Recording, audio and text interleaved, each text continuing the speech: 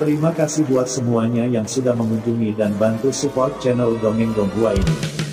Semoga selalu dilancarkan usahanya, dimurahkan rezekinya, dan dimudahkan segala urusannya. Bagi yang baru bergabung, jangan lupa bantu subscribe. Aktifkan tanda lonceng. Klik like, komen, dan share channel Mimin ke penjuru alam semesta. Oke, mari kita kancutin ceritanya. The First Order, Bab 891-900. Dongeng Donghua. Bab 891, Perangkap Barbar. P5092 percaya bahwa dia tidak mementingkan diri sendiri ketika berbicara dengan pihak lain, dan dia tidak tertarik pada apa yang disebut posisi komandan tertinggi. Akibatnya, seperti yang dia katakan, ada politik di beberapa tempat orang, dan seorang wakil pembantu P4 kecil bahkan berani mencemooh dirinya sendiri. Berpikir bahwa dia iri dan cemburu karena kontribusi tunggal divisi ke-6 itu. Ketika sampai pada kolega bodoh seperti itu, bahkan orang yang tenang seperti P5092 juga sedikit marah. Ren Xiaosu bertanya, apakah mereka mengonfirmasi bahwa mereka adalah komandan teratas striker? Ya, mereka membenarkan. P5092 menjelaskan, mengatakan itu adalah percobaan. Interogasi. Ren Xiaosu bertanya-tanya, apakah begitu mudah untuk menginterogasi seorang jenderal senior yang biadab? Seharusnya tidak lama sebelum mereka saling menangkap. Apakah ini jujur? Saya curiga ada masalah, kata P5092. Saya curiga bahwa orang yang ditangkap itu sama sekali bukan perwira depan, melainkan jebakan. Orang-orang barbar yang mengalahkan Korea Utara jelas ingin menarik pasukan Tinder ke Korea Utara. Kalau begitu kamu menyuruh mereka untuk tidak pergi, kata Ren Xiaosu. Tentu saja. Bukankah bermain dengan mantap, bukankah P5mu harus sangat rasional, bagaimana kamu bisa terpesona oleh kemenangan? P5092 melirik tanpa daya pada Ren Xiaosu, tidak bisakah menghentikannya, apakah Anda pikir kita semua alat yang diukir dari cetakan? Tidak seperti ini, semua P5 juga memiliki lingkungan rumah sendiri, lingkungan pertumbuhan, tetapi hanya dengan perusahaan menganggap pantas untuk menjadi seorang komandan. Oh, itu dia, Ren Xiaosu mengangguk, kalau begitu kamu lebih baik dari mereka, setidaknya kamu masih bisa berpikir serius. Seperti yang ditebak oleh P5092, karena jabatan Panglima tertinggi yang tak terduga, para jenderal senior P5 menyaksikan orang barbar itu dikalahkan, dan mulai dengan gegabah menuai prestasi. Bahkan dalam mengejar orang barbar utara, divisi ke-7 dan divisi pertama juga merampok jasa. Dengan apa yang disebut perintah tertinggi sementara P5092, orang-orang ini tidak dapat ditahan sama sekali. Perintah sementara tanpa penunjukan dokumen terlalu kurang gengsi, dan banyak orang menganggap P5092 sebagai pesaing yang paling kuat. Pada saat ini, mereka ingin berhadapan dengan P5092. Saya tidak bisa lagi mengecilkan hati mereka, karena identitas saya, dan mengecilkan hati mereka mungkin kontraproduktif dan membangkitkan kegembiraan mereka, kata P5092. Apa yang akan kamu lakukan? Ren Xiaosu bertanya. P5092 berbalik dan berkata kepada deputi, beritahu unit artileri di belakang, dan segera tinggalkan kota untuk bergabung dengan kami. Semua brigade infanteri akan menggali parit di lokasi. Kami akan segera membangun garis pertahanan di sini. Untuk mengatakan bahwa P5092 juga cukup menentukan, dia hanya memutuskan dalam sekejap bahwa dia akan membangun garis pertahanan sementara di sini. P5092 menjelaskan kepada Ren Xiaosu, jika tidak ada jebakan barbar di utara, maka kita dapat membangun garis pertahanan di sini. Lagi pula, kita hanya menghadapi unit ke depan, dan masih ada pertempuran yang harus diperjuangkan di masa depan. Kita harus mendorong garis ke utara cepat atau lambat. Jika ada jebakan untuk orang barbar di utara, maka kita di sini untuk mengatasi Tinder yang dikalahkan, dan kemudian mengatur kekuatan hidup untuk mempertahankan kembali tembok besar. P5092 mengatakan, kali ini, setengah dari kekuatan Tinder diserang, meskipun tampaknya tembok besar masih diserang, dengan setengah kekuatan, kelihatannya sangat kuat. Tetapi hanya kita yang tahu secara internal bahwa tentara dari 6 unit yang tersisa adalah anggota, dan beberapa bahkan belum berada di medan perang. Jadi saya harus melakukan yang terbaik untuk menjaga beberapa veteran untuk pelabuh itu. Apa yang P5092 lakukan sekarang adalah mencadangkan sebanyak mungkin, enggak untuk pelakunya. Pada saat ini, pasukan Tinder yang tersisa dengan cepat mengejar ke arah utara. P5092 dengan cepat meluncurkan peta di tanah. Dia mengeluarkan pena merah dan menggambar di peta. Aku sekarang sudah menemukan jawabannya, sekarang sudah larut malam. Pada awalnya, ketika kami bertemu dengan orang barbar, tidak ada orang tua, dan kemudian setelah malam orang tua mulai muncul dalam tentara barbar, tetapi proporsinya kecil. Karena mereka takut bahwa kami akan menemukan petunjuk di muka. Maka proporsi orang tua semakin tinggi dan lebih tinggi. Sampai saat Valentine hendak ditangkap, pasukan barbar semuanya telah digantikan oleh orang tua. Orang-orang ini bukan di sini untuk membunuh musuh, tetapi untuk mati. Hanya cukup dari orang barbar yang mati, para jenderal lain bisa percaya bahwa orang barbar itu benar-benar dikalahkan.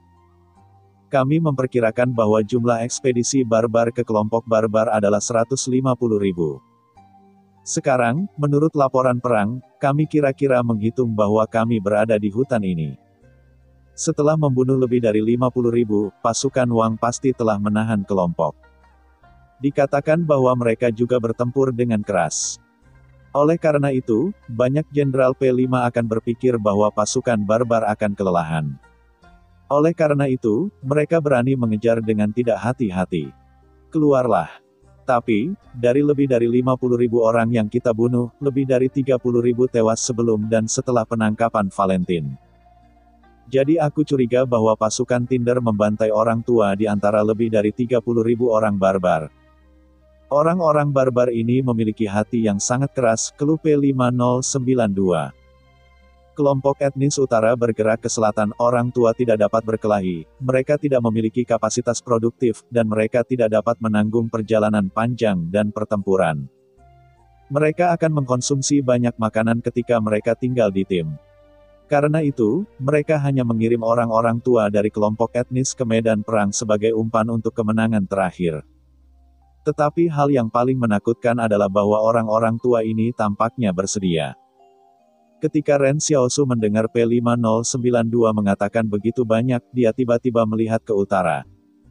Jika orang barbar menggunakan kehidupan puluhan ribu orang tua dengan imbalan kemenangan perang, maka serangan mereka di utara pasti akan percaya diri. Aku direkomendasikan agar divisi ketiga mundur ke selatan tembok besar sekarang, karena tidak ada yang akan lolos dari pengepungan orang biadab. Karena pihak lain telah membayar harga sebesar itu, bagaimana mungkin untuk membakar kembali? Tetapi P5092 menggelengkan kepalanya, tidak, bahkan jika hanya satu divisi yang dapat melarikan diri, saya harus menjawab di sini. Jika 6 kekuatan utama musnah, api benar-benar berakhir. Bagaimana jika hanya satu brigade yang lolos? Atau seseorang tidak bisa melarikan diri? Tanya Ren Xiaosu. Tidak, kata P5092, meskipun aku tidak tahu banyak tentang orang barbar seperti aku tahu perang. Sekarang 5 pasukan utama mengejar. Meskipun ada yang agresif, masih akan ada beberapa pasukan yang mengawasi. Seseorang bergegas ke depan, secara alami beberapa orang akan tetap tinggal. Bahkan jika ada banyak orang barbar, tidak ingin menghancurkan mereka. Saya hanya melihat medan di utara, dan tidak ada tempat untuk melenyapkan lebih dari 40.000 orang, jadi ide orang barbar itu haruslah judul. Dia mengejar ekornya dan mengejarnya sampai ke hutan. Perlahan-lahan mengikis semua pasukan yang lolos dari pengepungan, sehingga kehilangan kekuatan utama orang barbar itu minimal. Ren Xiaosu mengangguk, karena kamu sangat percaya diri, aku akan membantu kamu untuk menyelidiki di utara. Tolong, P5092 dengan hormat memberi hormat militer, keberhasilan atau kegagalan Tinder ada dalam pertempuran ini. Pertempuran ini dapat memengaruhi masa depan. Bab 892. Kereta. Sekarang P5092 akan berpacu dengan waktu. Jika semua tebakan itu benar, maka ia akan menyelesaikan pembangunan garis pertahanan hutan sebelum pasukan Tinder dikalahkan. Namun, ini juga setara dengan menempatkan dirinya dalam situasi berbahaya, ketika barbar datang setelah pasukan pejantan, divisi ketiga akan berada di belakang semua pasukan pejantan yang kalah. Jika bukan karena Tinder untuk mempertahankan kekuatan lebih, P5092 dapat sepenuhnya mundur ke tembok besar, di mana ia akan lebih aman. Itu juga karena langkah P5092 yang membuat Ren Xiaosu yakin bahwa cita-cita pihak lain untuk mempertahankan sumbu untuk manusia Central Plains jelas bukan hanya berbicara. Ada terlalu banyak orang di dunia ini yang melantunkan cita-cita mereka, tetapi mereka dikalahkan di depan kehidupan. Ada terlalu banyak orang di dunia ini yang berteriak untuk kebenaran dan moralitas, namun mereka hidup seperti belatung di punggung mereka. Ren Xiaosu mengagumi mereka yang memiliki cita-cita di hati mereka dan bersedia membayar cita-cita mereka. Karena itu, inilah mengapa ia bermaksud membantu Jiangsu, Wang Jing, dan P5092. Hanya ketika Ren Xiaosu dan Yang Xiaogun pergi ke utara untuk menyelidiki. Bahkan tentara divisi ketiga yang telah berbaring dengannya tidak merasa bahwa mereka dapat memainkan peran besar dalam puluhan ribu pertempuran kelompok. Sebelum kepergian Ren Xiaosu, P5092 dengan serius memberitahu Ren Xiaosu, "Saya tahu Anda sangat kuat, bahkan lebih baik daripada kebanyakan orang luar biasa yang pernah saya lihat. Dalam sejarah dunia yang luar biasa ini di masa depan, pasti ada tempat untuk Anda. Tetapi puluhan ribu dalam perang manusia, sangat sedikit ruang bagi individu untuk bermain, jadi jangan keras kepala, bertahan hidup adalah hal yang paling penting." Ren Xiaosu mengangguk dan menjawab, "Yakinlah, aku tidak akan keras kepala. Ini bukan hanya investigasi. Tidak akan ada bahaya." "Ya, aku berharap kamu kembali dengan selamat," P5092 berkata, "Dari sudut pandang yang paling rasional, kamu adalah salah satu yang paling penting bagi manusia Central Plains. Prioritasnya benar-benar lebih tinggi daripada orang biasa. Aku harap kamu bisa memahami kebenaran ini." Setelah membicarakannya, Ren Xiaosu pergi ke utara. Dalam perjalanan dia pergi, dia merasa kasihan pada Yang Xiaorong. Semua orang mengatakan bahwa semua orang sama, tetapi di mata Tinder, manusia yang layak bertahan hidup mungkin telah diklasifikasikan. Mungkin yang transenden, ilmuwan, semua memiliki prioritas tinggi untuk perlindungan pihak lain.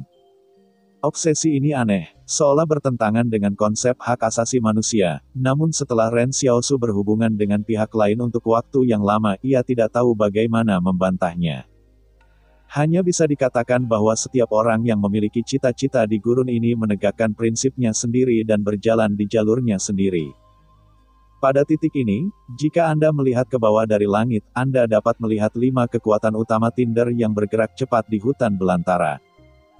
Kendaraan lapis baja E-33 pasukan mekanis dan tank E-34 menutupi bagian depan mereka seperti benteng bergerak, mendorong bagian depan maju terus-menerus. Para prajurit infanteri mengikuti dengan erat kekuatan mekanik. Ini adalah metode penutup dan tempur yang paling umum untuk unit-unit mekanik dan infanteri, setelah situasi musuh ditemukan. Kendaraan lapis baja dan tank-tank itu dapat dengan cepat menjadi tempat berlindung dan jalur pemadaman kebakaran terbaik. Jejak tangki menggulung tanah, meninggalkan bekas panjang di jalan, dan tanah mulai menjadi lubang. Di utara Tinder Corps, mereka adalah orang barbar yang melarikan diri. Tanah di sekitar mereka dibom oleh tank-tank di Deru, dan dari waktu ke waktu, matriks senapan mesin berat pada kendaraan lapis baja memercikkan batu dan kotoran. Gigi anjing kedua belah pihak terhuyung-huyung, dan orang barbar tidak pernah bisa mengandalkan kebugaran fisik mereka untuk mengusir pasukan Tinder. Beberapa jenderal senior di Tinder melihat pemandangan ini dan merasa bahagia, karena selama situasi ini berlanjut, hanya masalah waktu untuk melenyapkan orang-orang barbar ini. Pertempuran hari ini jauh lebih mulus dari yang diharapkan. Hanya saja, tidak semua dari 5 jenderal dibutakan oleh kemenangan di ujung jari mereka. Divisi pertama dan keempat sekarang mulai memperlambat ritme berbaris dan secara bertahap jatuh di belakang. Untuk menghindari membangkitkan mental pemberontak para jenderal ini, P5092 tidak memanggil mereka secara langsung untuk memerintahkan pihak lain untuk tidak bergerak maju. Karena ini tidak berpengaruh. Tetapi dia bisa melakukan hal-hal lain, seperti meminta divisi ketiga untuk dengan cepat menghubungi kenalan di unit lain dan mulai menyebarkan ide-ide tentang perangkap itu. Anda tahu, semua perwira Tinder telah lulus dari akademi militer. Terkadang teman sekelas perwira dapat ditemukan di seluruh angkatan darat Tinder, dan sekarang tidak ada kontrol komunikasi. Bahkan pasukan di tingkat perusahaan memiliki peralatan komunikasi sendiri. Suatu hal yang sulit.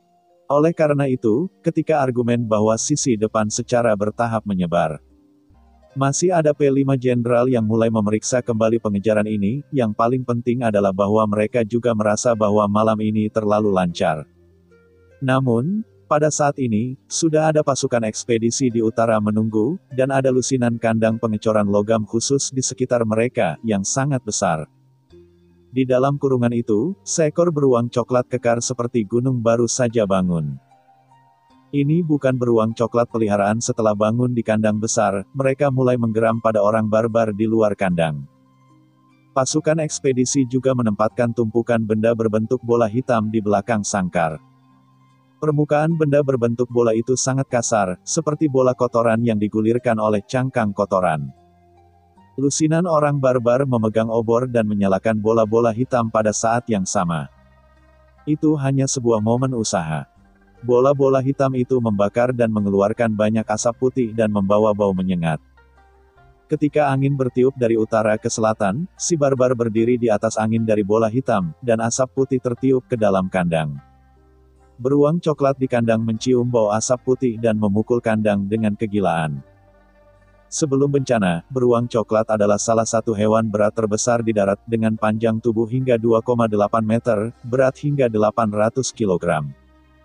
Dan indera penciuman yang 7 kali lipat dari seekor anjing pemburu. Pada saat itu, beruang coklat adalah monster penguasa di darat. Setelah pemboman intensif di kota-kota utara dengan senjata nuklir, beruang coklat di hutan belantara telah mencapai tingkat variasi yang menakutkan. Hanya sedikit orang yang tahu bahwa tanah tempat tentara ekspedisi tinggal adalah tempat yang paling menderita bencana selama bencana. Eksekutif Tinder berspekulasi bahwa ini mungkin alasan mengapa peradaban ilmiah dan teknologi Manzi telah sepenuhnya mundur dan kebugaran fisiknya akan berkembang secara kolektif. Tiba-tiba, seekor beruang coklat akhirnya menerobos sangkar logam yang mengikatnya, dan seorang barbar yang lebih dekat darinya ditangkap oleh beruang coklat di bawah telapak tangannya. Tetapi beruang coklat baunya terlalu sensitif, dan asap putih memiliki rasa yang tidak dapat bersaing dengan naluri. Pada saat ini, sebuah teriakan datang dari selatan, dan beruang coklat tertarik oleh suara itu. Pada akhirnya, seekor beruang coklat yang menerobos sangkar logam didorong oleh asap putih, dan berlari ke arah selatan, seperti kereta perang dengan kegilaan. Bab 893. Serangan balik. Seberapa mengerikankah beruang coklat yang bisa mencapai panjang 2,8 meter sebelum bencana dan hampir 6 meter setelah bencana?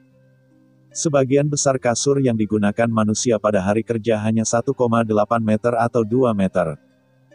Ketika beruang coklat ini mulai berlari liar karena kemarahan dan kelaparan, bumi bergetar. Tubuh yang berevolusi telah memberinya otot yang lebih kuat, organ dalam, dan tulang yang lebih keras dan lebih kuat. Ketika beruang coklat melepaskan diri dari kandangnya, orang barbar yang dihancurkan sampai mati oleh kakinya tampak seperti bayi di depannya. Asap putih tidak tahu apa yang dilepaskan oleh pembakaran, sehingga bahkan jika beruang coklat itu marah, dia tidak dengan paksa menerobos asap putih untuk menyerang orang barbar di utara. Tetapi malah bergegas ke arah pasukan pemberontak selatan. Sama seperti di Dasishan asli, orang barbar dapat membubarkan sekolah ikan dengan palankes dari makhluk yang tidak dikenal, dan sekarang pihak lain juga menguasai metode mengemudi beruang. Kelompok utara ini tampaknya hanya membunuh secara brutal, tetapi menjaga mereka diam-diam pembunuh unikmu sendiri. Pada saat ini, pasukan Tinder sedang berburu ke utara. Ada ribuan orang barbar di antara mereka dan beruang coklat. Orang-orang barbar ini diburu oleh Tinder dari hutan.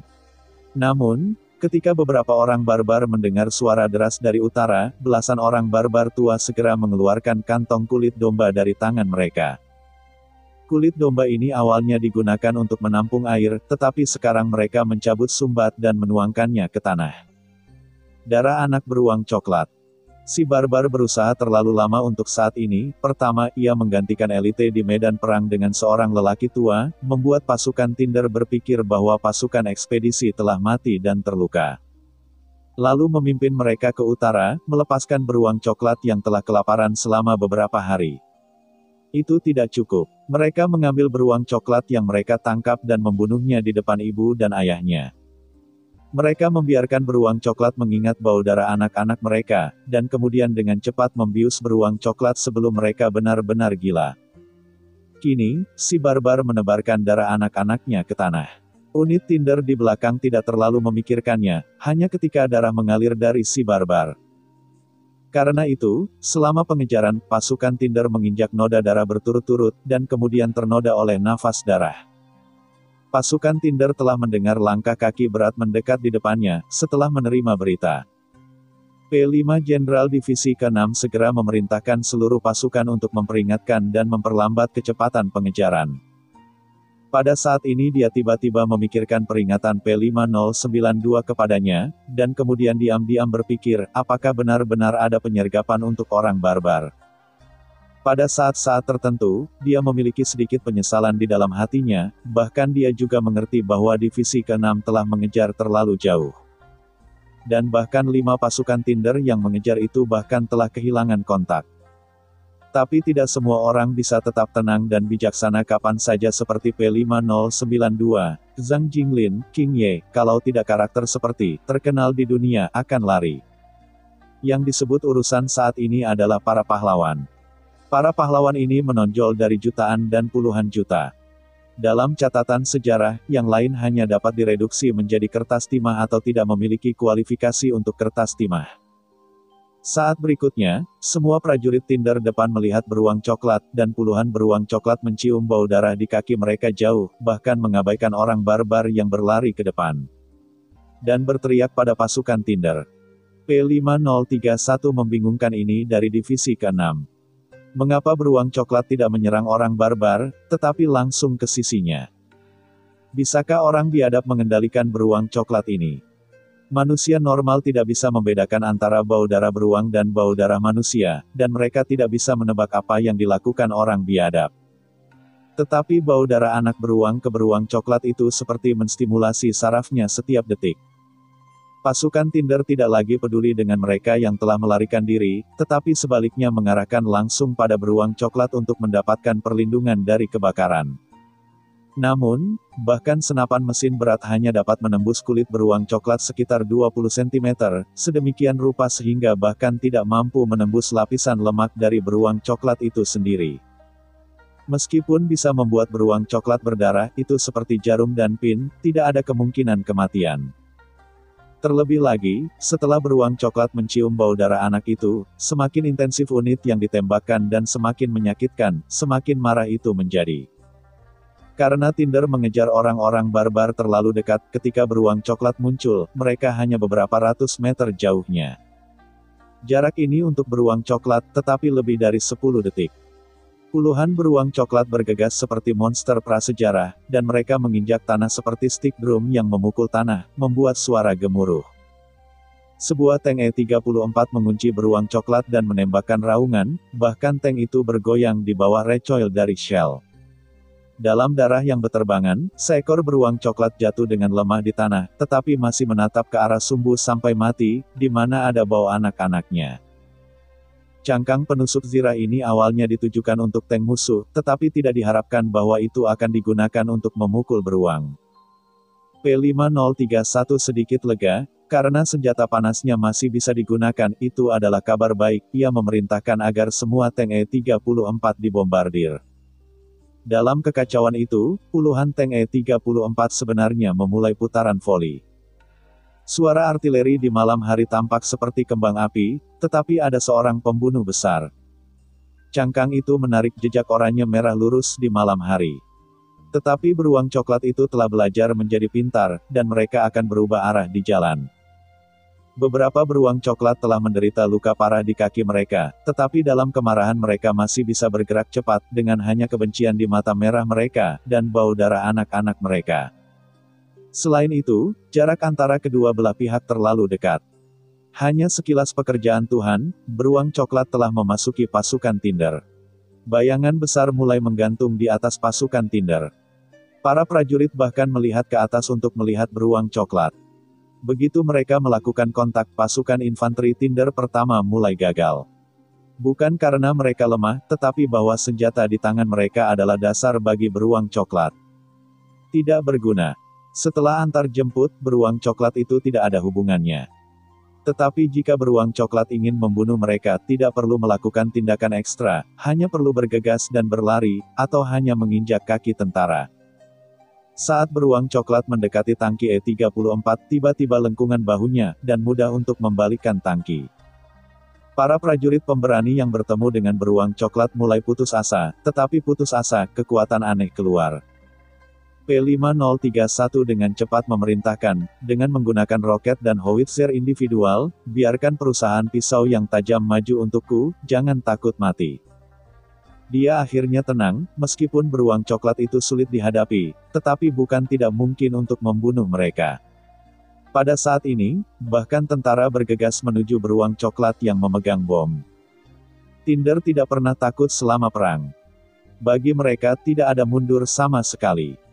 Namun, pada saat ini, pasukan ekspedisi di utara telah menerima orang-orang barbar yang melarikan diri. Seorang jenderal senior pasukan ekspedisi dengan tenang berkata kepada teman-teman serigalanya, Anda telah bekerja keras. Tentara ekspedisi akan ingat bahwa Anda mempertaruhkan hidup Anda dengan imbalan itu. Kemenangan, pergi dan istirahat.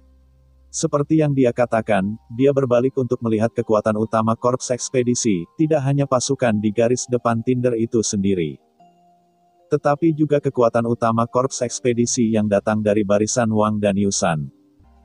Bertahan hidup, dan tanah subur ini akan menjadi rumah baru kita, semuanya, bunuh musuh. Kemudian, sebagai seorang jenderal, dia bunuh diri dengan kapak besar di selatan. Lusinan beruang coklat itu hanyalah senjata dan alat yang mereka gunakan untuk mengisi pertempuran, perang sesungguhnya baru saja dimulai. Tetapi sudah terlambat untuk membuat garis pertahanan baru di bawah beruang coklat yang mengamuk. Bab 894 Kematian, tetaplah kemuliaan.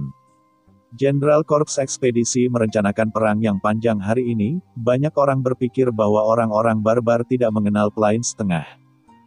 Tetapi orang-orang ini tidak tahu bahwa eksperimen telah membantu mereka untuk mensurvei peta utara dan memberitahu mereka apa itu Plains Tengah. Situasi. Oleh karena itu, Korps Ekspedisi memulai perang dua jalur pada awalnya, membuat Central Plains berpikir mereka cukup sombong untuk memulai perang skala penuh. Dan menyerang dua konsorsium pada saat yang sama. Tapi sejak awal, mereka berencana untuk mengambil tembakan dari keluarga Wang, dan kemudian datang untuk menerobos tiang.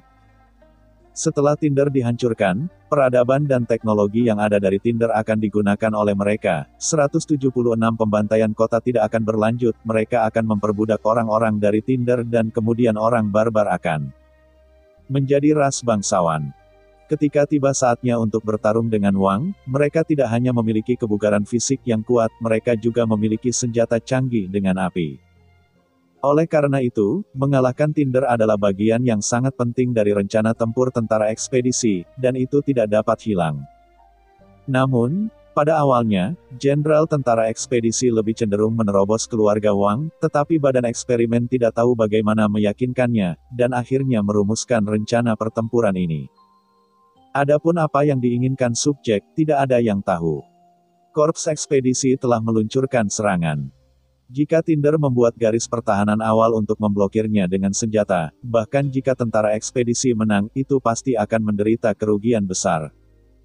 Tetapi masalahnya adalah bahwa beruang coklat jatuh ke keadaan yang sangat mudah tersinggung karena kehilangan anaknya, dan dia hampir menyerang pasukan Tinder tanpa mengorbankan hidupnya. The Tinder menggunakan senjata panas untuk membunuh sebagian besar beruang coklat, tetapi formasi pertahanan mereka semua kacau. Jadi ketika pasukan ekspedisi tiba, mereka hanya bisa bertarung jarak dekat dengan orang-orang barbar, dan kekuatan penangkal senjata api berkurang. Seragam tempur Tinder adalah kamuflase berwarna bumi, tetapi orang biadab ditutupi dengan kulit binatang abu-abu, dan pasukan kuning dan abu-abu tidak terbatas hingga mencapai ujung cakrawala. Ketika kedua belah pihak bertabrakan, sepertinya dua gelombang torrens yang berbeda bertabrakan bersama. Seorang prajurit Tinder kehabisan amunisi dan menarik pedangnya langsung untuk bertarung dengan orang barbar, tetapi orang barbar itu jauh lebih baik daripada dia. Setelah orang barbar itu melepaskan pedangnya yang panjang, dia menangkapnya dengan satu tangan leher, mengangkatnya sebagai perisai. Wajah prajurit Tinder memerah dan memerah, tetapi dia masih mencoba untuk menebas orang biadab itu sebelum dia mati. Ketika si barbar melihat bahwa dia masih berjuang, dia membelah kapaknya di atas kepalanya. Ini hanyalah mikrokosmos debu dalam perang, tetapi debu ini mungkin seorang suami, ayah, putra, dan keluarga masih menunggunya bersatu kembali, tetapi ia tidak pernah bisa kembali. Amunisi yang mereka bawa akan segera diperjuangkan, pertempuran mereka telah berlangsung berjam-jam, banyak amunisi yang terbuang sia-sia untuk orang tua itu. Tetapi tentara Tinder menghadapi dilema seperti itu, selama mereka belum menerima perintah untuk mundur, mereka akan berjuang sampai akhir. Seorang barbar yang lebih tinggi tiba-tiba keluar dari kerumunan, dan di antara membuka dan menutup, dia bisa mengangkat prajurit yang berani satu persatu.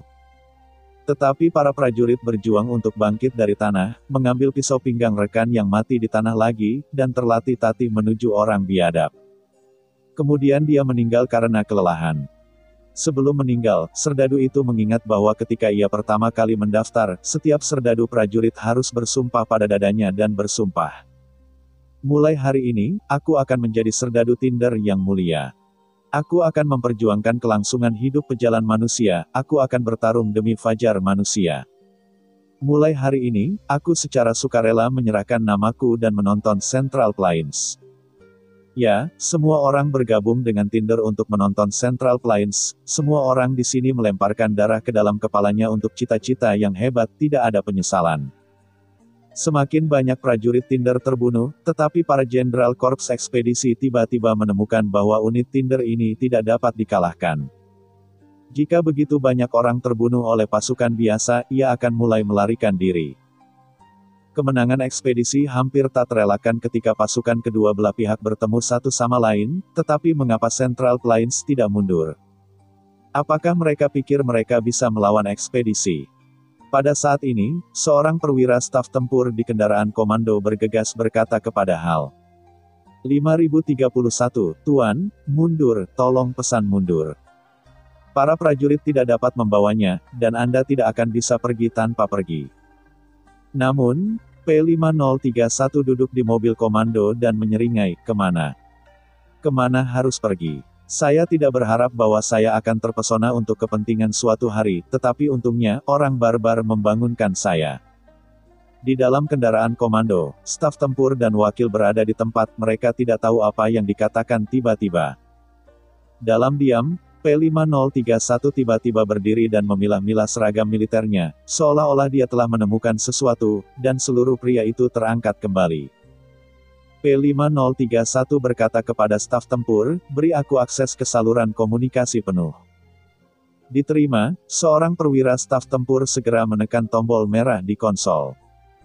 P5031 berkata kepada saluran komunikasi, maaf, semuanya, ini adalah keputusan saya yang salah yang telah menyebabkan Anda berada dalam masalah. Aku ingin mengatakan bahwa setelah Brigade Infanteri, sisanya akan mundur bersama. Mungkin aku masih bisa bertahan, tetapi aku tidak bisa menjelaskannya, karena aku tahu kamu akan mempermalukan dan mati dalam perburuan. Orang barbar sudah siap dan tidak akan ayo kita pergi. Jadi, apakah kamu ingat sumpahmu, hari ini kamu dan aku bertarung demi kelangsungan hidup manusia. Dan Divisi ke-6 bersumpah untuk memblokir musuh selama setengah jam dan bertarung untuk waktu retret untuk pasukan utama lainnya. Dengan cara ini, meskipun Divisi ke-6 kita hilang, pasukan utama lainnya masih memiliki kesempatan. Ketika mereka mundur ke tembok besar, mereka pasti akan menemukan kesempatan lain untuk membalas kita. Terima kasih atas kepercayaanmu selama bertahun-tahun, kamu, dan aku akan mati di sini bersamamu sekarang. Meskipun kita mati, kita mulia. Mulai hari ini, aku secara sukarela menyerahkan hidupku untuk tidur di sini, dan kemudian aku akan berada di hutan belantara ini siang dan malam, menonton Central Plains bersamamu. Berbicara, HAL 5031 menutup saluran komunikasi untuk mengambil pedangnya dan berjalan keluar dari kendaraan komando. Dia tersenyum ceria kepada letnan di sebelahnya, maaf, tolong katakan pasukan lain untuk mundur dengan cepat. Divisi ke-6 kami akan memberi mereka waktu untuk mundur.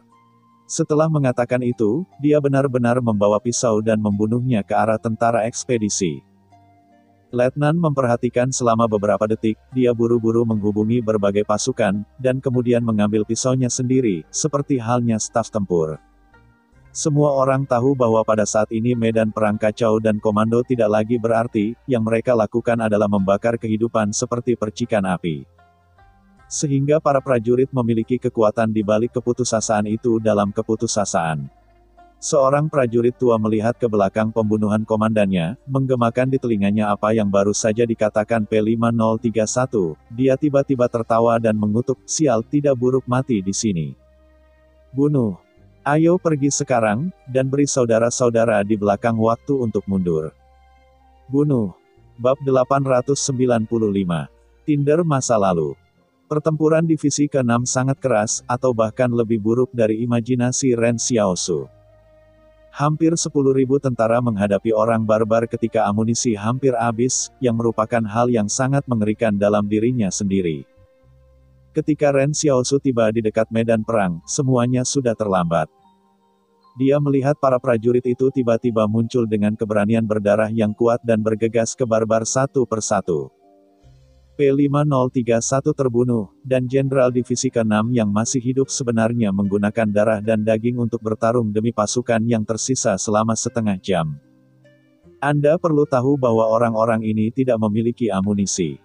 Ketika mereka menghadapi orang barbar, mereka hanya dapat menggunakan pisau, menghancurkan mereka dengan tinju mereka, dan menggigit gigi mereka. Periode setengah jam sangat panjang untuk semua orang di Divisi 6. Namun, Ren Xiaosu melihat semua ini, tetapi merasa bahwa mereka tidak menyesal. Ren Xiaosu tidak melakukan tembakan karena sudah terlambat. Dalam menghadapi puluhan ribu ekspedisi, kekuatannya benar-benar terlalu kecil. Mimpi bodoh untuk menyelamatkan divisi ke-6. Dia harus menghadapi kenyataan. Pertumbuhan anak muda adalah belajar bagaimana menghadapi kenyataan. Ada 3 tahap dalam hidup. Tahap pertama adalah memahami bahwa orang tua mereka bukan pusat dunia, mereka tidak maha kuasa. Orang tua juga bisa marah dan frustrasi, mereka sangat menderita di tempat kerja pada siang hari dan tidak pernah memberi tahu Anda. Ketika mereka tidak berdaya, mereka menghadapi kelemahan di dunia ini. Tahap kedua adalah memahami bahwa Anda bukan pusat dunia ini dan belajar untuk menghadapi kenyataan. Setiap orang bukan protagonis di dunia ini. Tetapi hanya sebuah berkah untuk berpikir bahwa kesuksesan akan selalu tercapai. Kaum muda harus mulai memahami bahwa jalan kehidupan hanyalah perjalanan duri yang kesepian. Kehidupan tanpa akhir itu harus melalui berbagai pasang surut, dan menghadapi pilihan tak berdaya yang tak terhitung jumlahnya, inilah kenyataan. Tahap ketiga adalah memahami bahwa anak Anda bukanlah pusat dunia. Mereka tidak dapat melakukan penyesalan yang belum selesai untuk Anda, karena mereka juga orang biasa. Pada titik ini, bahkan jika Ren Xiaosu menghadapi puluhan ribu orang, pasukan ekspedisi tampaknya agak lemah, jadi dia memilih untuk pergi dengan Yang Xiaorong. Mungkin ada hal-hal lain yang dapat dilakukan dalam kekuasaan mereka. Divisi ke-6 telah mati seperti yang mereka inginkan, dan mereka tidak harus secara paksa membalikkan apapun. Divisi ke-6 hampir hilang, kata Ren Xiaosu di saluran komunikasi. Mereka tidak melarikan diri, tetapi tetap tinggal di belakang pasukan lain untuk memperjuangkan waktu. Suara tenang P5092 datang dari saluran komunikasi. Ini adalah pilihan yang paling masuk akal. Dia tahu dia tidak bisa melarikan diri, dan mungkin dia bisa selamat, tetapi tentaranya akan terbunuh dan terluka. Dia akan bertahan seumur hidupnya. Setiap kali saya memikirkannya, saya akan kesakitan, seperti tenggelam di neraka. Jika itu saya akan memilihnya. Ren Xiaosu menghancurkannya dan berkata, apakah Anda memiliki kemanusiaan? Pada saat ini, banyak analisis yang sangat tenang. Itu tidak ada hubungannya dengan sifat manusia. P5092 melanjutkan dengan tenang, ini membayar harga untuk keputusan salahnya sendiri. Dengan dia, hampir 10.000 tentara Tinder juga telah membayar harganya. Sebagai seorang jenderal senior Tinder, saya selalu berpikir bahwa jika Tinder ada di sini dia harus bertanggung jawab terutama atas kekalahannya dalam perang. Tetapi sebagai orang biasa, saya mengagumi pilihannya saat ini. Tidak ada kontradiksi. Ayo pergi, Ren Xiaosu pergi ke selatan. Dia kadang-kadang merasa bahwa orang-orang Tinder agak skizofrenia. Orang-orang ini bisa membuat kepribadian orang-orang biasa dan kepribadian mesin perang darah besi hidup berdampingan di dalam tubuh pada saat yang sama. P5092 mengatakan, ini adalah pendidikan yang kami terima sejak usia dini. Taman kanak-kanak adalah taman kanak-kanak untuk taman kanak-kanak, sekolah dasar adalah taman kanak-kanak untuk dinyalakan, sekolah menengah pertama adalah sekolah menengah bagi orang miskin. Dan sekolah menengah dan universitas juga sekolah untuk orang miskin. Berjuang untuk kelangsungan hidup manusia Central Plains. Lalu, mereka yang dapat menerima modifikasi genetika memasuki tentara, dan mereka yang tidak bisa, memasuki pekerjaan lain. Ren Xiaosu membeku untuk sementara waktu, apakah ini berarti bahwa pencucian otak dimulai dari bayi? P5092 terus berkata dalam saluran komunikasi terenkripsi mereka, apakah Anda tahu hipnosis? Sebenarnya, ini sama dengan hipnosis. Ren Xiaosu berkata bahwa tentu saja aku tahu tentang hipnosis. Temanku juga punya bisikan iblis yang terbaik dalam hipnosis. P5092 mengatakan, kami telah menerima lebih dari 10 tahun pendidikan khusus dan berjuang hanya untuk hari ini. 10 tahun kehidupan itu seperti awal untuk hipnosis. Pada hari pendaftaran, kita masing-masing akan menyerahkan namanya dan menerima nomornya sendiri. Menjadi bagian dalam mesin perang, seperti angka dingin, bagian dingin. Upacara menyerahkan nama Anda seperti jari manis dalam hipnotisme, dan semuanya secara resmi dimulai dari saat jari manis dimulai. Apakah kamu tidak menyesalinya? Ren Xiaosu membeku sejenak. Dia sekarang tahu bahwa para prajurit Tinder punya nama sebelum itu. Tampaknya luar biasa baginya untuk menyerahkan namanya. Tidak ada yang perlu disesali, kata P5092. Lalu siapa namamu sebelum bergabung dengan tentara? Ren Xiaosu ingin tahu. Ling Han, P5092 kata. Jadi bagaimana jika aku memanggilmu Ling Han di masa depan? Tanya Ren Xiaosu. Hasilnya mengejutkan Ren Xiaosu bahwa setelah P5092 terdiam untuk waktu yang lama, dia tiba-tiba berkata, biarkan saya beri nomor. Saya sebenarnya lebih suka nama P5092 sekarang. Ini adalah kehormatan saya. Ya, Ren Xiaosu tersenyum, sekarang kamu menilai apa yang akan dilakukan orang biadab. Kemana aku harus pergi? Pergi ke selatan, divisi ke-7 dan ke-5 masih memiliki bahaya tersembunyi. Korps ekspedisi telah membuat jebakan yang sangat mahal. Seharusnya tidak diseret begitu mudah. Mereka harus memiliki backhand karena mereka tidak ingin membiarkannya. Seorang prajurit Tinder pergi, P5092 berkata, tolong bawa 4 divisi yang tersisa kembali. Saya telah menghitung bahwa setidaknya setengah dari mereka akan dibawa kembali, sehingga pejantan tidak akan jatuh ke dalam situasi putus asa. Dan keempat para jenderal senior dari divisi ini harus baik-baik saja. Jika ada kebutuhan untuk mengganti pelatih di masa depan, masih akan ada masalah besar. Oke, Ren Xiaosu berkata, aku berjanji padamu. Divisi ketiga telah membentuk garis pertahanan di sini, kamu hanya perlu mengawal mereka untuk sampai di sini, dan menyerahkan segalanya kepadaku, P5092 berkata dengan tulus lagi, tolong. Saat ini, Tinder memiliki kesulitan internal dan eksternal, ada kekurangan bahan di dalam. Dan ada kekalahan di luar, bahkan jika pasukan Tinder semua bisa mensubscribe channel Dongeng Donghua dan mundur ke tembok besar, perang berikutnya pasti sangat sulit. Hanya karena mereka membuang terlalu banyak senjata pada orang tua biadab, ini tidak diragukan lagi memperburuk kurangnya persediaan.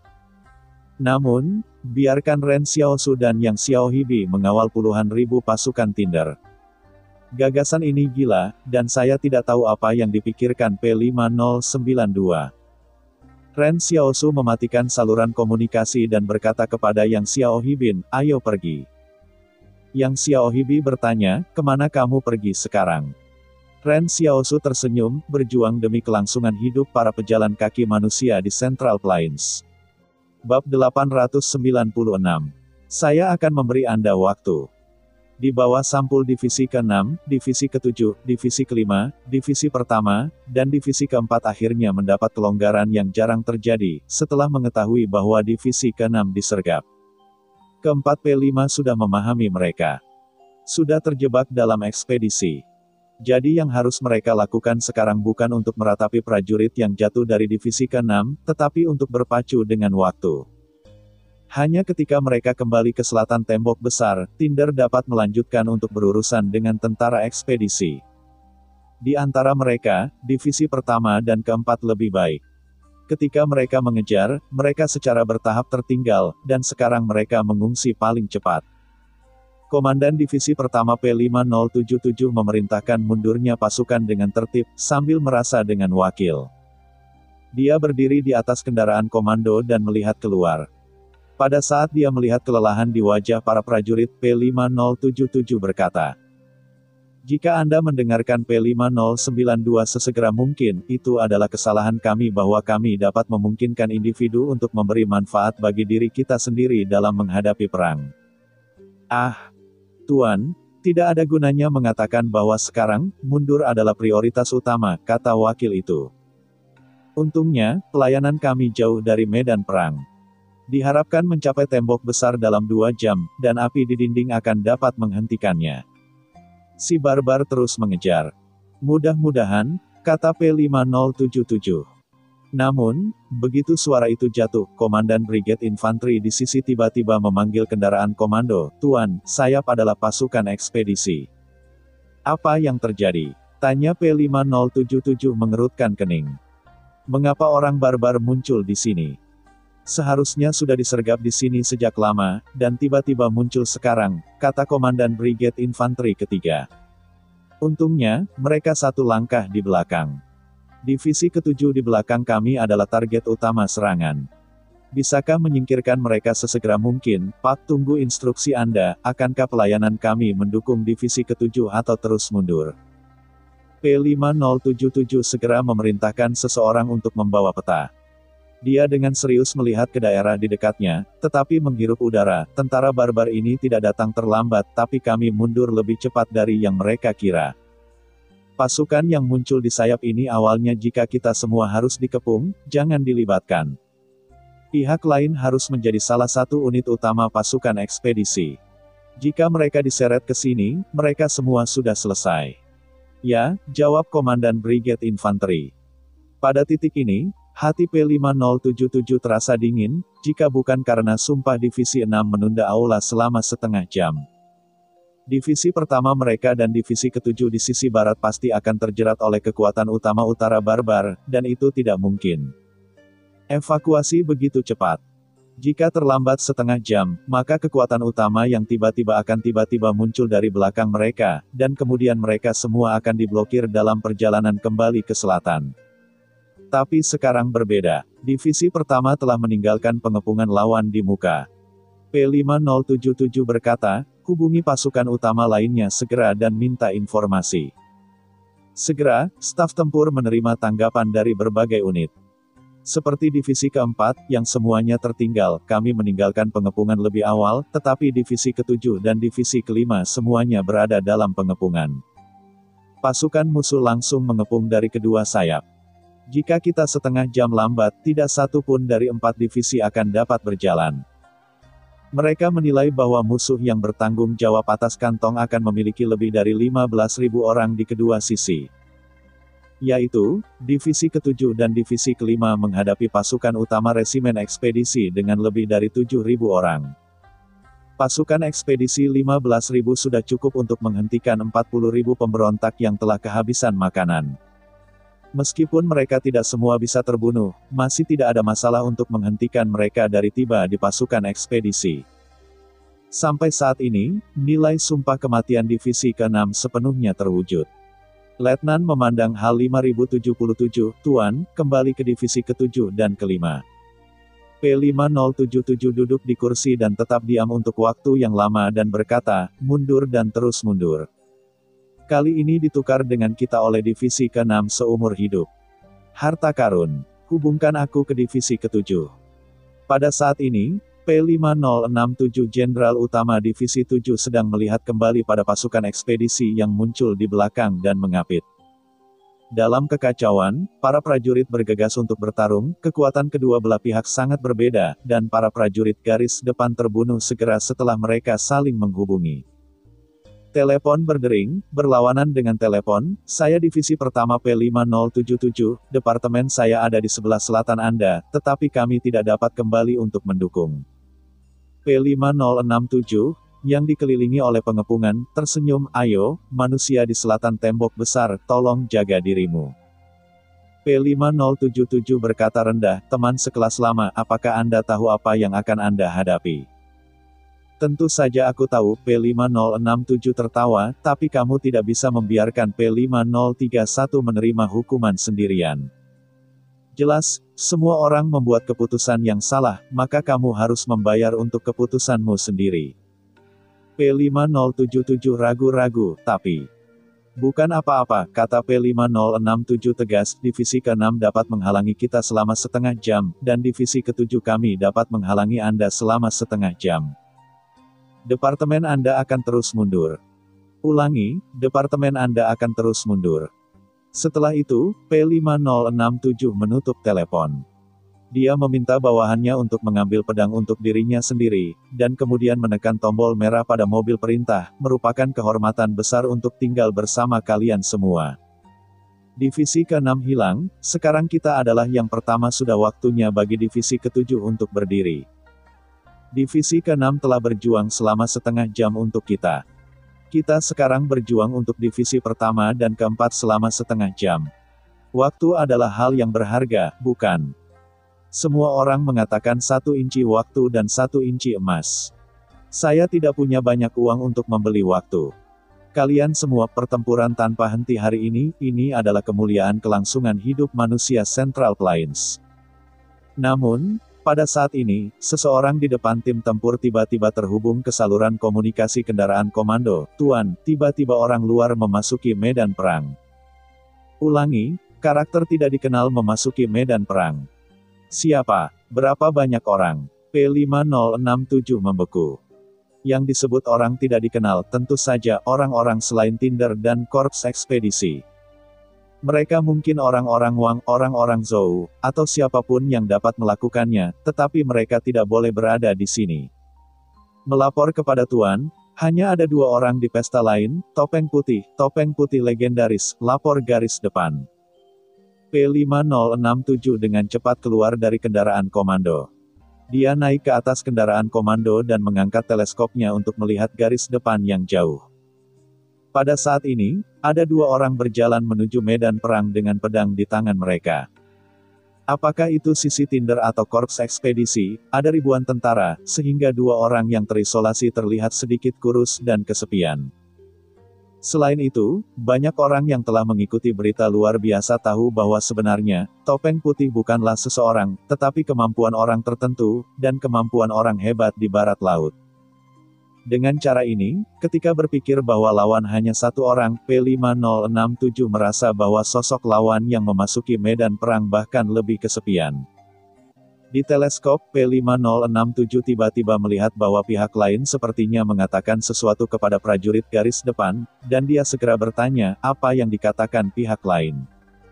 Di saluran komunikasi, seorang komandan pejuang garis depan berkata, dia meminta kita untuk mundur. Dia mengatakan akan membantu kita mendapatkan waktu. Saat berbicara, ada suara senapan sniper di kejauhan, lebar dan panjang. Bab 897, Fajar menyingsing. Kamu mundur, aku akan memberimu waktu, kata Ren Xiaosu kepada prajurit garis depan. Semua orang berpikir dia sangat sombong. Pihak lain adalah lebih dari 7.000 elit ekspedisi, bahkan jika yang luar biasa datang ke sini, mereka akan kelelahan dan mati. Tapi saya tidak tahu mengapa. Semua orang merasa bahwa ketika orang lain mengatakan kalimat ini, mereka sangat tenang dan tenang, yang membuat orang merasa tidak bisa dimengerti. Sambil berbicara, seorang barbar mengambil keuntungan dari gangguan Ren Xiaosu untuk berbicara, dan bergegas menuju Ren Xiaosu dengan kapak besar. Akibatnya, sebelum dia datang ke Ren Xiaosu, sebuah peluru sniper dikirim terlebih dahulu, dan si barbar tiba kepalanya patah. Ketika si barbar melihat rekan-rekannya mati, bukan saja dia tidak takut, tetapi lebih banyak orang mengelilinginya menuju Ren Xiaosu. Tetapi pada saat ini Ren Xiaosu masih dengan tenang berkata kepada para prajurit dari divisi ke-7. Saya memiliki sertifikat P5 hitam dari divisi ketiga di sini. Katakan, Tuan, divisi ketiga telah membangun garis pertahanan 15 km di belakang, selama Anda mundur di sana. Anda akan sementara aman.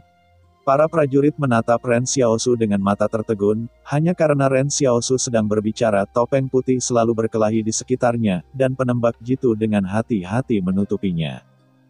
Tetapi tidak ada orang barbar yang bisa datang kepadanya. Ren Xiaosu mengerutkan kening, apa yang kamu lakukan, ayo pergi. Begitu suara itu jatuh, kapak terbang datang melalui celah kerumunan dan memukul punggung Ren Xiaosu. Prajurit Tinder hanya ingin mengingatkannya, tetapi ketika Ren Xiaosu berbalik dan menangkap kapak terbang, ia melemparkannya kembali dan memotongnya di atas kepala seorang barbar. Cepat dan beritahu pemimpinmu tentang apa yang terjadi di sini, dan katakan padanya aku sudah mengambil alih orang-orang barbar ini, kata Ren Xiaosu. Para prajurit Tinder kaget, mereka bukan prajurit dari divisi ketiga dan tidak bertarung dengan Ren Xiaosu, jadi mereka tidak tahu keganasan Ren Xiaosu. Sebelumnya mereka juga mendengar nama topeng putih. Dikatakan bahwa pihak lain dapat menghancurkan kota dan mengirim julukan perusak dengan nama yang sama dengan pembisik iblis. Tapi itu tidak seperti melihatnya dengan mata kepala sendiri, sangat sulit untuk merasakan betapa mengerikan kekuatan di bawah judul ini. Sekarang, lawannya tenang di medan perang, yang sangat kontras dengan ketegangan para prajurit. Saya tidak tahu mengapa, semua orang tiba-tiba merasa lega. Pada saat ini, suara P5067 datang dari saluran komunikasi, mundur. Seperti katanya, mundur. Setelah mengatakan itu, divisi ke-7 benar-benar mulai mundur melintasi garis. Ren Xiaosu menyaksikan adegan ini dan meyakinkannya, dan kemudian mulai mengendalikan cincin pembunuhan tua Sudakai untuk membantu tentara Tinder melarikan diri dari belitan tentara ekspedisi. Jika ada makhluk gaib lainnya di sini, jumlah pasukan ekspedisi saja akan cukup untuk melelahkan sebagian besar kekuatan mental supranatural, tetapi secara kebetulan. Kekuatan mental Ren Xiaosu bahkan belum pernah melihatnya. Namun, hanya membunuh di luar, karena front yang panjang, Lao Su dan Ren Xiaosu akhirnya gagal menangkap, sulit untuk menarik perhatian semua orang barbar. Akibatnya, banyak orang barbar masih memburu tentara divisi ke-7 mundur.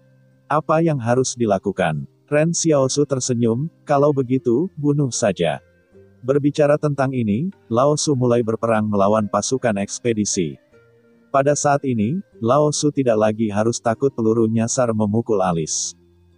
Meskipun rasa sakit memotong akan diumpankan kembali ke Ren Xiaosu, tetapi Ren Xiaosu memiliki kemampuan Lao Su. Belakangan, saya terbiasa sakit. Kebiasaan ini harus diganti dengan biaya darah. Otsu tidak bisa mati di hadapan orang barbar, itu tidak akan membiarkan orang barbar merobek alisnya sendiri dengan kapak, itu akan terlalu bodoh. Ketika Lao Su menembus di belakang korps ekspedisi, mereka yang mengejar api harus kembali ke pertahanan, jika topeng putih yang tidak dapat dijelaskan ini mengancam komandan belakang. Itu akan berakhir.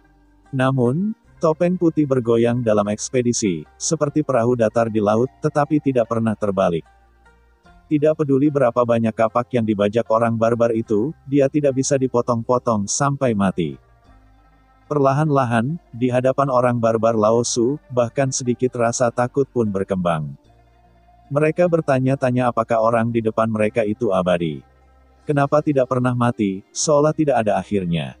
Akhirnya, Lao Su menyeret kembali semua pasukan tempur ekspedisi dengan kekuatannya sendiri. Adapun tubuh Ren Xiaosu, ia juga memiliki kartu hall lainnya. Pada saat ini, P5067, yang mengatur penarikan pasukan, sesekali melihat bagian belakang dengan teleskop, dan memperhatikan situasi di Ren Xiaosu.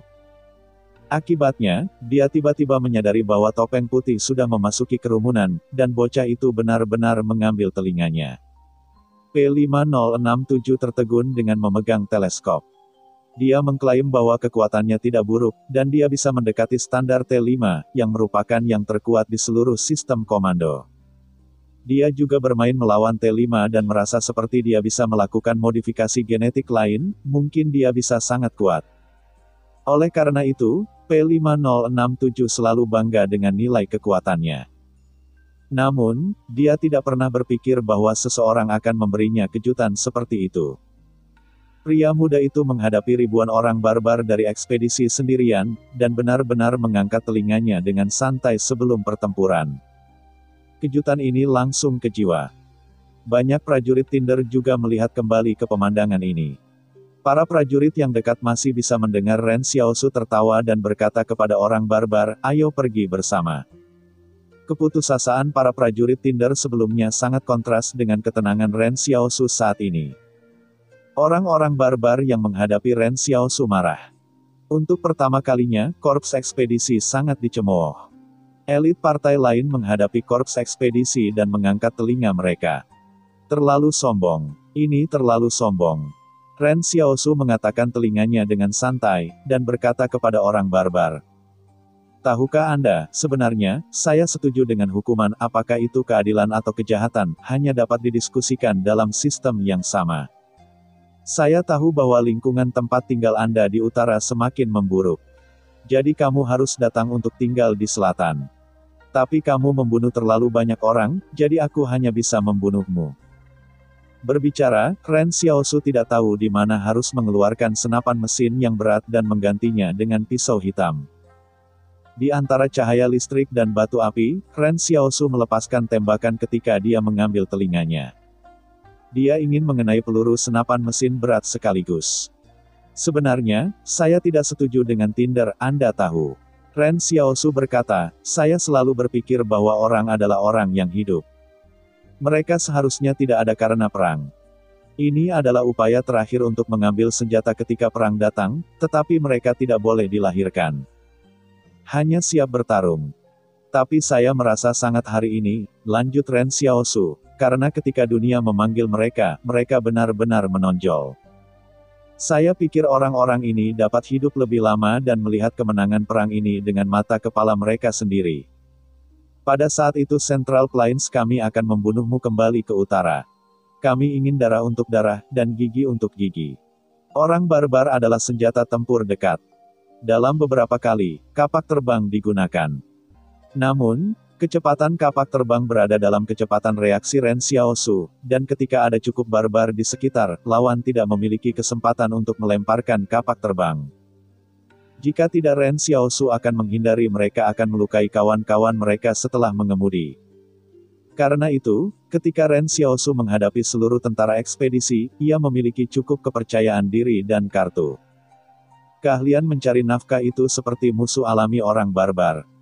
Dalam menghadapi unit konsorsium lain, penggunaan telinganya oleh Ren Xiaosu tidak mudah, karena pihak lain dipersenjatai dengan pistol, dan telinganya tidak berguna. Namun, Legiun Ekspedisi berbeda.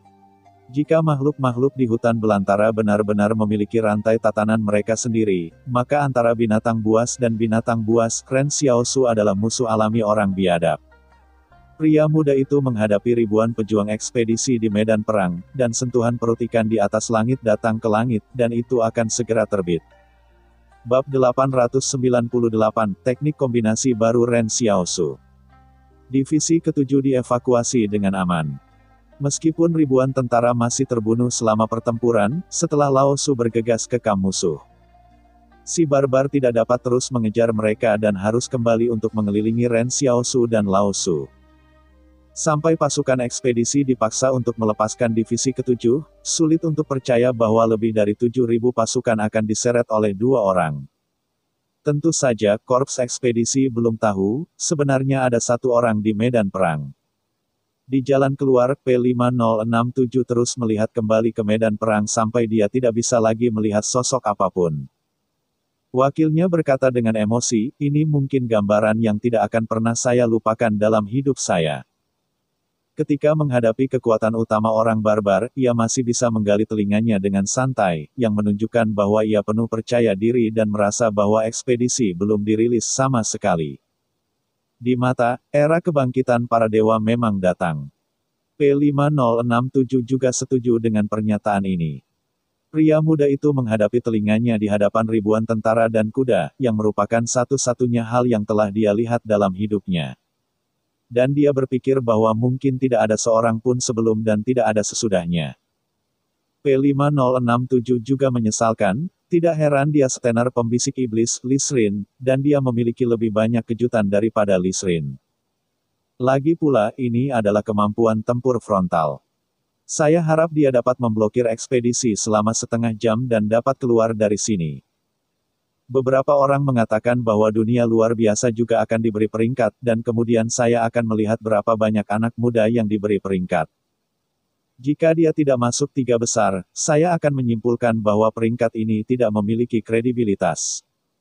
Hari ini, selama Ren Xiaosu dapat menahan mereka selama setengah jam. Divisi ke-7 dan divisi pertama dan ke-4 di selatan dapat berhasil mencapai garis pertahanan 15 km jauhnya dan bergabung dengan P5092 dari divisi ketiga. Namun sayangnya, divisi kelima tidak dapat dielakkan pergi, ini divisi kelima tidak memiliki bantuan Ren Xiaosu. Jadi kepala divisi juga membuat keputusan ratu untuk mencoba mendapatkan waktu untuk pasukan lain. Dengan kata lain, jika semuanya berjalan dengan baik, divisi pertama, divisi keempat, divisi ketujuh, dan divisi ketiga dapat kembali ke selatan tembok besar. Tetapi mereka masih harus berpacu dengan waktu, karena divisi ke-6, yang memegang kekuatan utama pasukan ekspedisi di utara, sekarang harus kewalahan oleh tentara. Dan orang-orang barbar di utara akan mulai mengejar selatan lagi. Pada titik ini, Ren Xiaosu tampak sangat tenang di antara kerumunan orang barbar, dan penampilan seorang pria pemberani membuat orang barbar heran.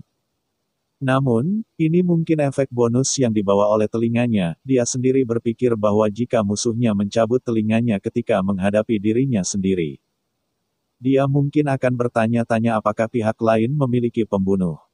Lagi pula, bahkan bertarung dengan telinga Xiaosu, bahkan Xiaosu merasa terlalu sombong.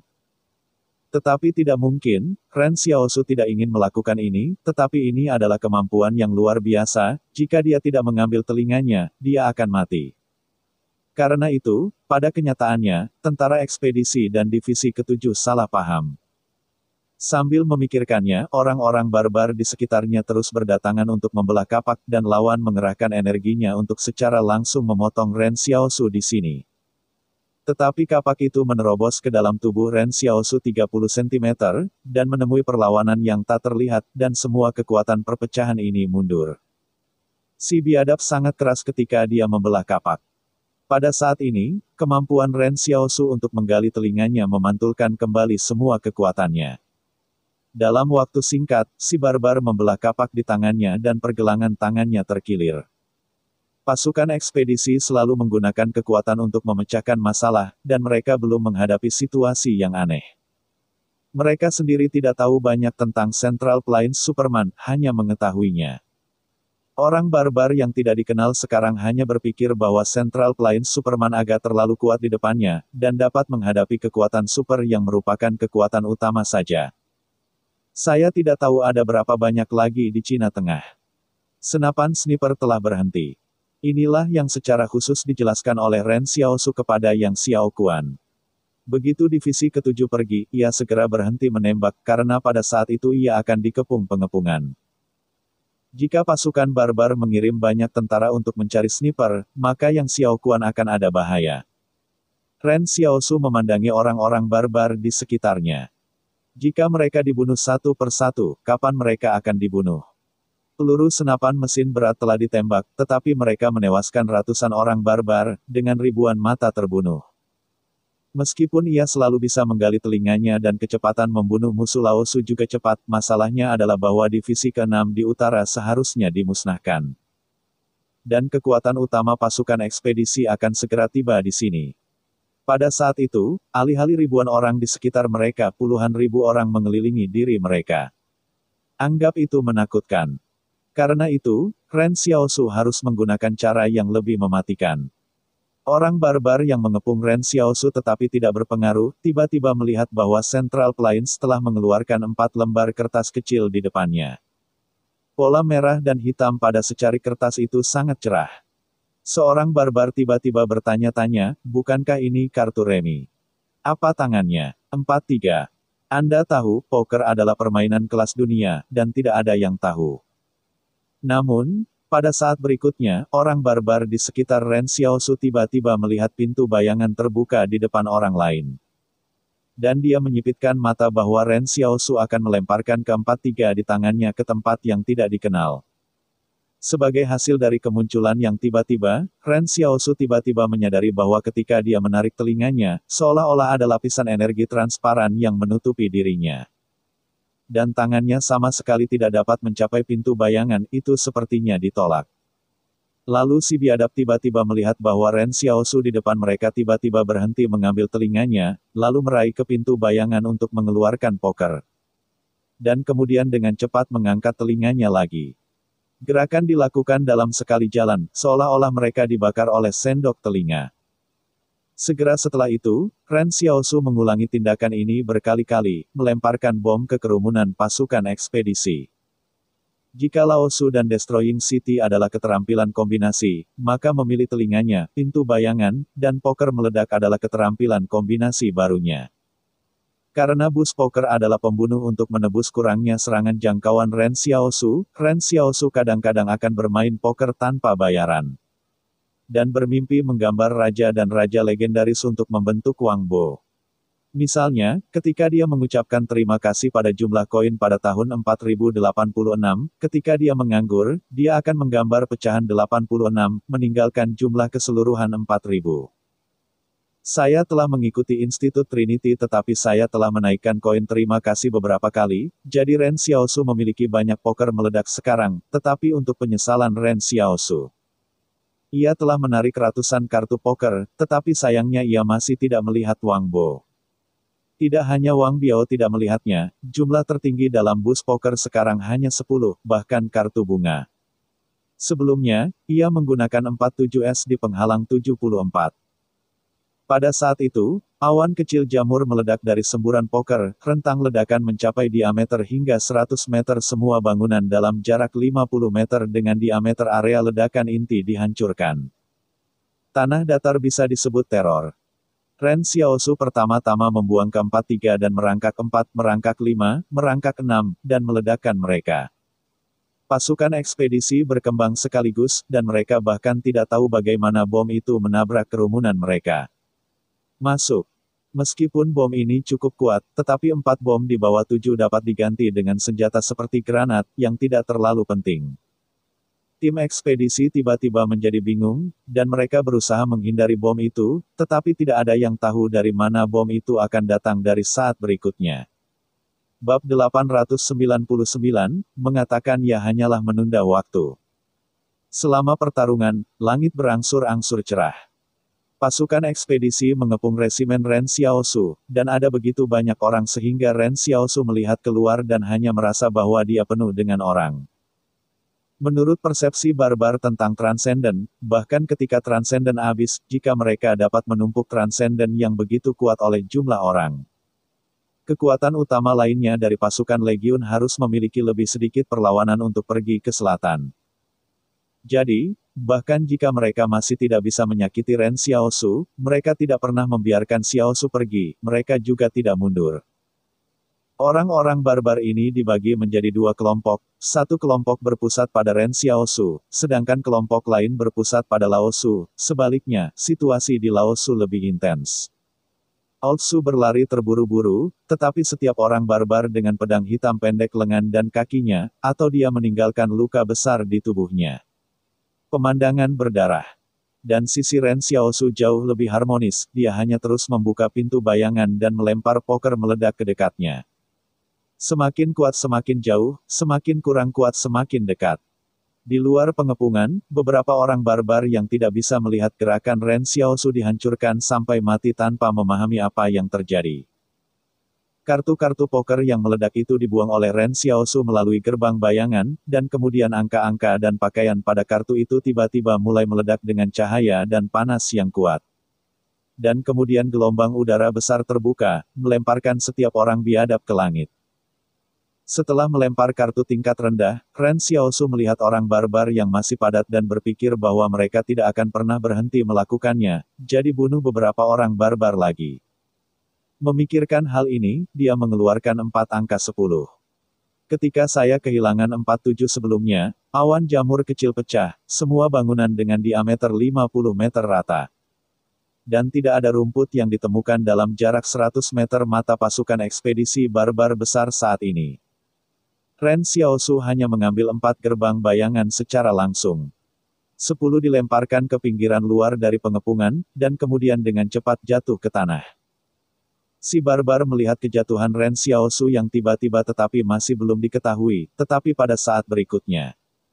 Ada gelombang panas yang sangat besar di pinggiran lingkaran yang melingkari, sebuah lingkaran debu yang terlihat terus menyebar keluar oleh ledakan poker, lapis lubang dampak transparan seperti riak. Biasanya, itu menyapu keluar ke tanah, dan lampu api besar langsung menguap orang-orang barbar yang paling dekat dengan poker. Tanah tempat poker meledak membanting lebih dari 10 meter, dan kemudian, ketika tekanan di pusat ledakan berubah, debu dan puing-puing mulai melonjak ke langit. Membentuk awan jamur besar yang menggulung ke langit. Di awan jamur, ada cahaya api oranye merah berkedip-kedip di kabut abu-abu hitam, dan ada guntur samar bergulir. Rao adalah Ren Xiaosu, yang telah berbaring di tanah terlebih dahulu, dan masih puluhan meter dari gelombang teror yang meledak dengan orang-orang barbar di sekitarnya. Untuk sesaat dia merasa bahwa dia melukai seluruh tubuhnya, dan ada beberapa rasa tersumbat di dada dan perutnya. Sejujurnya, meskipun dia sendiri yang memecahkan poker, dia tidak berharap kekuatan menjadi begitu luar biasa. Baru kali ini ledakan itu langsung membunuh lebih dari setengah kekuatan utama pasukan ekspedisi ini, dan orang-orang barbar yang tersisa terpana. Untuk pertama kalinya, Ren Xiaosu melihat tentara elit ini bingung, dan pihak lain sepertinya meneriakkan sesuatu. Tetapi Ren Xiaosu sekarang memiliki beberapa tinnitus dan tidak dapat memahami konten spesifik dari kata-kata ini. Melihat bahwa masih ada banyak orang barbar di sekitar, orang barbar yang tersisa akan menutup mereka, tetapi Ren Xiaosu tidak dapat menemukan di mana istana memberinya telinga untuk sementara waktu. Dia berkata kepada peralatan komunikasi yang dia bawa, "Lindungi aku dan mundur." Pasukan ekspedisi yang menyeret ke utara akan datang lagi. Namun, Ren Xiaosu menanggapi segera setelah berbicara, ledakan itu pasti akan mempengaruhi peralatan komunikasi nirkabel sekarang. Yang Xiaorong benar-benar tidak dapat mendengarnya. Ren Xiaosu melihat sekeliling, dia dengan tegas membuka kota di antara lampu-lampu listrik, dan sementara si barbar mengguncang kungfu untuk membunuh cincin itu. Dia membunuh kerumunan orang banyak di depan Ren Xiaosu, mengambil master dan berlari ke selatan. Ketika si barbar bereaksi, dia ingin mengejar, tetapi saya tidak tahu di mana si penembak jitu menyembunyikan api lagi. Dia menyembunyikan pasukan pengejar di belakang bunker dan tidak bisa mengangkat kepalanya. Meskipun tidak ada komunikasi, Yang Xiaorong tahu kapan dan apa yang harus ia lakukan. Seorang komandan dari si barbar berkata dengan dingin, "Itu hanya penembak jitu. Kami masih memiliki begitu banyak orang, kami akan menerobos penindasan daya tembaknya dan pergi dan menangkap saya kembali dengan 3 orang ini." Tetapi setelah berbicara, orang-orang barbar bergegas keluar dari bunker dan menemukan bahwa tembakan telah berhenti, dan 2 orang yang melarikan diri dari mereka telah menghilang. Orang-orang barbar membeku untuk waktu yang lama. Ketika Central Plains melarikan diri, mereka bisa berlari begitu cepat. Semua orang melihat kembali pada komandan dan menunggu instruksi selanjutnya, tetapi sebelum komandan mengambil keputusan, dia mendengar langkah kaki yang padat dan berat dari utara. Ekspresi komandan tiba-tiba memudar, dan dia tahu apa konsekuensi dari kegagalannya. Pasukan divisi ke-7 yang sedang evakuasi juga mendengar ledakan datang dari belakang, di antara mereka bahkan bisa melihat awan jamur besar naik dari celah di antara pepohonan. Kabut asap menggulung ke langit, sehingga langit yang baru saja menyala tiba-tiba menjadi gelap lagi. P5067 memandang pemandangan itu dengan tatapan kosong, dan sang letnan berkata, "Saya tahu bagaimana dia akan mengadakan ekspedisi selama setengah jam dengan kekuatannya sendiri. Ternyata itu adalah bahan peledak. Ledakan itu begitu keras sehingga dia ingin membawa bahan peledak. Pasti ada banyak. Jika dia ingin pel-pel meledak di kerumunan, dia harus menanggung semuanya." P5067 terdiam untuk sementara waktu, ini adalah pahlawan yang telah memberi kita waktu dengan hidupnya. Ketika mereka ingin datang, Ren Xiaosu pasti mati dengan banyak orang barbar di tangannya sendiri, jadi dia merasa masam. Dalam satu hari, terlalu banyak orang meninggalkan dunia. Tetapi ketika mereka berduka dalam keheningan, mereka melihat bahwa Ren Xiaosu yang berwajah abu-abu tiba-tiba keluar dari hutan di belakang, dan bersama-sama dengan Yang Xiaorong. Mereka berlari jauh melampaui pasukan divisi ketujuh. Teriak Ren Xiaosu ketika melewati kendaraan komando, "Mengapa kamu melakukan itu? Pasukan ekspedisi di belakang ada di sini, lari cepat." Karena tinnitus, Ren Xiaosu selalu merasa suaranya agak rendah, jadi dia menggunakan segalanya untuk mengatakan sesuatu. P5067 melihat Ren Xiaosu hampir tidak menjawab. "Tunggu, bagaimana dengan pasukan yang mencegat kita?" Setengah terbunuh, kata Ren Xiaosu, "Aku mencoba untuk menahanmu. Meskipun hanya membutuhkan waktu lebih dari 20 menit, aku membunuh banyak orang barbar, dan itu dianggap sebagai pertandingan. Cepat." Setelah berbicara, para prajurit dari divisi ketujuh melihat Ren Xiaosu dan Yang Xiaorong melarikan diri lagi, menghilang dengan cepat di depan mereka. P5067 terus memimpin divisi ketujuh mundur, dan dia dan asistennya tidak berbicara lama tentang retret itu.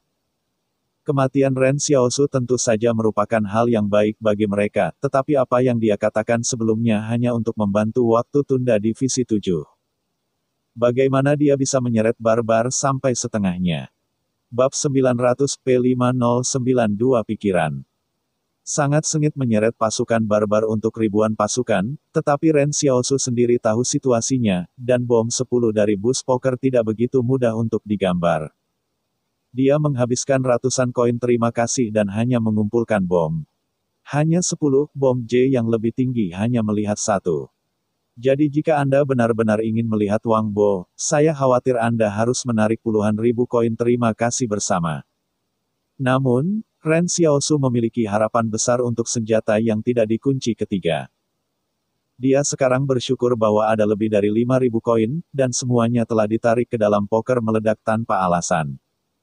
Kecuali jika dia menghadapi krisis besar, dia sementara akan menggunakan pop poker untuk menyelamatkan hidupnya. Selain itu, sekarang sendok telinga yang disediakan oleh istana hilang. Ren Xiaosu bertanya kepada istana. "Saya kehilangan sendok telinga ini, bisakah saya masih menggunakan keterampilan telinga-telinga?" Istana menjawab, "Ya, tapi sekarang kamu bisa menggunakan telingamu untuk menenangkan diri." "Berapa lama waktu pendinginan?" Ren Xiaosu bertanya. 7 hari. "Oke, sepertinya dalam 7 hari, cobalah untuk menjauh dari si barbar," kata Ren Xiaosu dengan emosi. Dia telah menderita luka dalam lagi sekarang. Jika bukan karena tangan kedua Lao Su menunggu kesempatan di hutan, dia ingin membiarkan Lao Su berlari di punggungnya. Oleh karena itu, Ren Xiaosu tidak lagi cocok untuk pertempuran intensitas tinggi. Lagi pula, kemampuan tempur frontalnya tidak sekasar Li Sentan. Jika Li Altar ada di sini, lawan sekarang dapat menghipnotis kekuatan utama orang biadab. Dan kemudian menggunakan kekuatan lawan sendiri untuk melawan perang gesekan sampai orang terakhir yang masih hidup adalah Altar Li. Sangat disayangkan bahwa Li Sentan sedang menunggu topan ke selatan. Saya tidak tahu mentalitas seperti apa untuk menunggu topan. Diperkirakan topan akan tiba di pantai selatan pada bulan Juli dan Agustus. Saya khawatir akan sulit melihat Li Sentan sebelum itu. Sulit berspekulasi pada ide orang gila. Banyak konsorsium senang bahwa barang-barang itu gila, dan mereka tidak mau berpartisipasi dalam perjuangan politik atau mengejar dunia, jika tidak banyak konsorsium akan menderita. Ini adalah status pembisik iblis. Seseorang yang bisa membuat konsorsium takut. Pada saat ini, tidak peduli apakah Ren Xiaosu, Yang Xiaorong, atau divisi ketujuh yang menyertai mereka, mereka akan mencapai garis depan pertahanan yang dibangun oleh divisi ketiga. Di kejauhan, Ren Xiaosu telah melihat bahwa P5092 mengarahkan garis pertahanan untuk memberi jalan bagi divisi ketujuh. Sedangkan divisi pertama dan keempat memiliki sedikit istirahat dan terus mengungsi secara langsung. Retret ini harus dilanjutkan sampai semua orang kembali ke tembok besar. Selatan dianggap selesai. Ren Xiaosu dan Yang Xiaokuan melompat di belakang garis pertahanan kantong pasir sementara dari divisi ketiga. Dia bertanya, "Aku membawa kamu kembali ke divisi ketujuh. Menghitung divisi ketigamu, keempat pasukan mundur ke selatan tembok besar. P5092 sebelumnya mengatakan bahwa selama 4 pasukan utama mundur, pertempuran semacam ini masih memiliki tingkat kemenangan tertentu. Akibatnya, P5092 menggelengkan kepalanya sambil tersenyum, ada 3 cabang. Divisi ketiga akan berada di belakang aula untuk menutupi penarikan pasukan lain. Kamu akan mati. Ren Xiaosu mengerutkan kening, dan berkata bahwa pria ini tidak peduli dengan apa yang dia katakan, bukankah dia mengatakan bahwa dia harus mati di barat laut Daxing? Mengapa dia harus mati di sini? Karena itu, Ren Xiaosu siap mengeluarkan P5092 dari kotak. Dia telah melakukan semua hal yang harus dilakukan, jadi mengapa tetap di sini? Menghitung waktu, pasukan yang dipimpin oleh Zhang Xiaoman seharusnya sudah tiba di dekat garis pertahanan Wang. Sudah waktunya untuk bergabung dengan saudara-saudara. Hanya P5092 yang menjelaskan, bukannya aku akan mati, tetapi bahwa divisi ketigaku adalah unit artileri. Setelah mencegat kuil kali ini, semua amunisi akan habis, dan artileri tidak dapat ditarik keluar selama evakuasi. Ini akan menunda waktu. Jadi setelah divisi ketiga kehilangan artileri di masa depan, itu akan terlibat dalam pekerjaan teknik di belakang. Kamu mengatakan itu sebelumnya, Ren Xiaosu segera mengerti bahwa arti pihak lain adalah bahwa efektivitas tempur dari divisi ketiga telah turun. Setelah kehilangan urutan artileri, itu menjadi sia-sia, tapi aku memiliki kemampuan terbatas untuk menyelamatkan divisi kelima, maaf. Tidak ada yang perlu disesali, P5092 menggelengkan kepalanya. Seluruh Tinder harus mengingat kebaikanmu. Tanpa kamu, jika divisi ketujuh tertinggal, tidak mungkin untuk bertarung. Oke, aku akan istirahat sebentar. Ren Xiaosu bersandar pada pohon, lelah dan terengah-engah, berkelahi dan berlari semalaman, dan kemudian melarikan diri. Masalah cedera internal dan kelelahan energi fisik semua berkerumun. Setelah percakapan singkat dengan P5092, guru divisi ketujuh juga dievakuasi ke selatan. Setelah lebih dari 20 menit, Ren Xiaosu tiba-tiba bertanya pada P5092, berapa kisaran resistensi yang telah Anda tentukan? 4.500 meter, tetapi tunggu orang-orang barbar menembak lagi, kata P5092. Tidak mungkin mengirim pengintai sekarang, hutannya terlalu lebat, dan jarak yang terlihat hanya sekitar 700 meter akan sedikit berbahaya untuk menembak lagi pada waktu itu. Jarak mana yang ingin kamu tunggu sampai si barbar menembak? Tanya Ren Xiaosu. Yang terbaik adalah pergi ke kisaran 2000 meter, P5092 menjelaskan. Ren Xiaosu memikirkannya, dan dia diam selama 2 menit dan berkata, kamu bisa memesan untuk menembak. P5092 membeku sesaat, tetapi tidak mempertanyakan pernyataan Ren Xiaosu sama sekali, tetapi sebaliknya dengan tegas memerintahkan semua unit artileri untuk meluncurkan serangan voli. Tidak ada tingkat serangan itu untuk menutupi bagian depan dengan semua senjata pada saat pertama, sehingga tentara ekspedisi berpikir ada penyergapan api di sini. Dan kemudian divisi ketiga siap untuk dievakuasi. Ketika tentara ekspedisi ragu-ragu untuk menyerang, divisi ketiga telah kembali ke sampul tembok. Satu-satunya masalah adalah bahwa semua orang belum melihat orang barbar. Jika Ren Xiaosu membiarkan serangan itu, apa yang akan terjadi? Jika jenderal senior pasukan lain ada di sini, mereka pasti akan lebih mempercayai mata mereka. Tetapi divisi ketiga berbeda. Informasi yang diberikan Ren Xiaosu tidak pernah membuat kesalahan, jadi bahkan jika mereka tidak dapat melihat apa-apa, mereka dengan ketat menjalankan perintah. Di hutan, sebuah artileri meledak, dan seluruh hutan dipenuhi dengan asap dan hidung tajam. Suara meriam itu sangat menginspirasi, terutama pada saat putaran salvo, kekuatan dari moncong itu tampaknya merobek langit. Ren Xiaosu menunggu diam-diam.